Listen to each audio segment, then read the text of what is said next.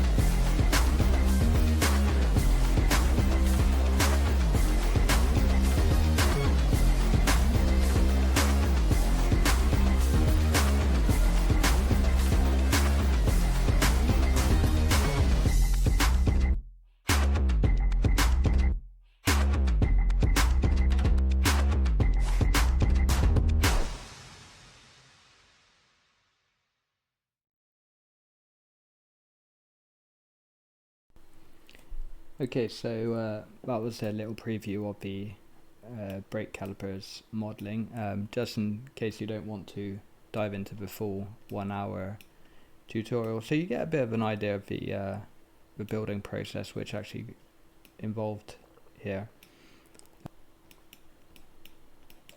So I hope this has been a little bit informative for you.